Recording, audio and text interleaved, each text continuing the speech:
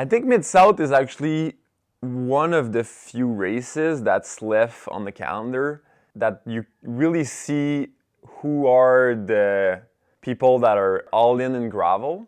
No money. No money is a big part of it, but it's also the fact that like mountain bikers are really selecting the races that are maybe bigger in a way in terms of like media exposure, but I feel like Mid-South is a very big race, but it's like so grassroots that I don't know. When I entered into gravel, I got a lot of heat for like being against the spirit of gravel with my aero bars and like my aero stuff and everything.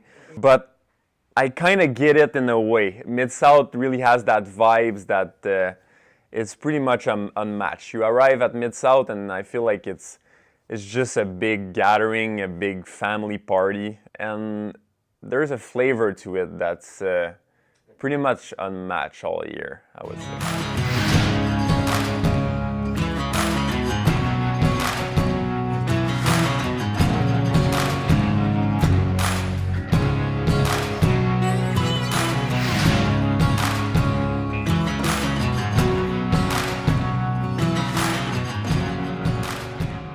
So it was an early morning, crazy hot weather for this time of the year. So normally Mid-South is most of the time cold and you can get some snow and some rain, so it can get really muddy. But today we just had a perfect day, so I actually left just with bibs and short in the morning. So at 7:55, Bobby was giving his usual speech to get everyone ready to ride. It's really something you look forward to. It gets the blood going more than caffeine, more than all the coffee you took in the morning.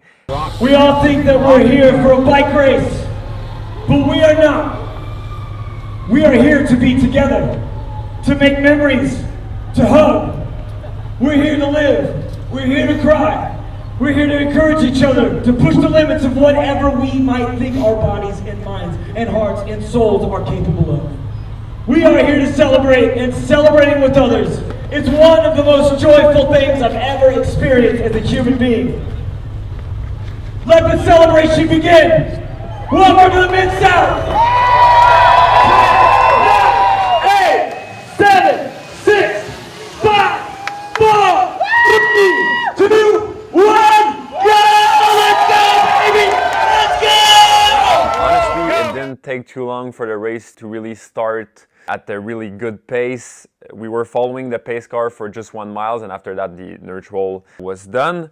And John Boltzmann was just on the gas from the start, and I was just following second wheel and would help him a little bit in the hills. I was not trying. I think he probably did like around 400 watts for the first, like, I don't know, 10 kilometers, and I was just like kind of giving an extra every hills. And at the first water crossing, that was kind of the first technical part of the course, I was actually in excellent position. Alex Owen and Griffin Easter kind of cut me at the last minute and they ran into each other and both crashes. So I kind of had to wait a little bit behind them, but it's all good. It's gravel. We were all fighting for that little spot. So 2 or 3 guys got a gap, but I had my TT bar, so it didn't took long for me to get back on that group. But it was clear that the group was smaller and smaller, and I looked back and Pete already had a flat, and I think we were a group of maybe 10 guys, I would say, and that's just like 10 miles in. And we started rolling, and I was having a little bit of trouble with connecting my sensor on my Garmin. And I would say I'm pretty good at staying super focused on the next gravel, the next line to take, but I was messing a little bit with my Garmin, and like 60 seconds before flatting, I told myself, like in my head, like, what are you doing? You should be focusing on the race right now, like your data doesn't count. And I just took the wrong line and just exploded. What happened this year, they put a lot of fresh gravel. Normally Mid-South is not chunky, so I didn't have that big of a tire on. It's my bad. I put a tire that's actually super fast, super light, but not the best tire for flats. I actually, like looking back on it, maybe running a tire that's more beefy would have been the best thing. And yeah, I just stopped, tried to like get it fixed with plugs, but it was just not working. The silica sealant was doing an amazing job. It was sealing all around, but the hole was like literally that big. So I didn't bring a tube because I'm kind of going all in. So in my head, especially a race that's short like Mid-South, if I cannot fix it with plugs, I feel like the race is kind of done for me, because honestly, like putting a tube in after you've tried a lot of plug and CO2, you're already 5 or 10 minutes in. So yeah, just waiting on the road, people were passing by, and at one point, a guy named Dan Heisenberg, like the Breaking Bad show, stopped and got me everything I needed. So a pump, a tube, tire levers, everything I didn't bring for weight. And yeah, I was able to change my flat, but I had the tire insert. I take the road one because they're actually lighter and they do pretty much the same job. But for a weird reason, I think maybe because the silica sealant is like so good at doing its job, the insert was like glued literally to the rim. So I mean, it took me so long to get it off. I've like, if you look at my Strava, you'll see I literally pretty much have an hour that I don't move on the course.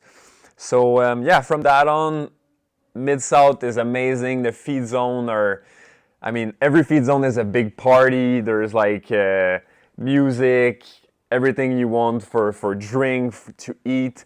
So I just figured I don't have the opportunity to enjoy like the gravel spirit. Normally I'm just at the front with my head down. So yeah, I just decided to go easy in my TT bars, my Black King TT bars. I'm just so comfortable in them.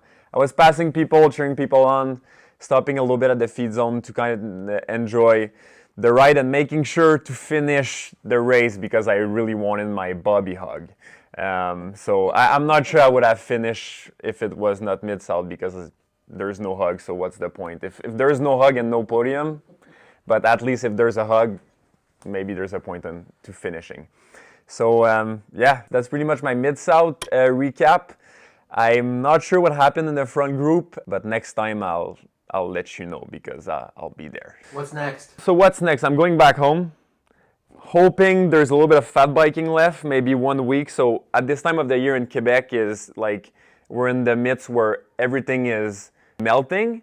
So it will melt in the afternoon, so they can actually use a snowmobile in the afternoon, and that will like pack up the trail, and it will freeze in the night. So in the morning, it's like literally a racetrack.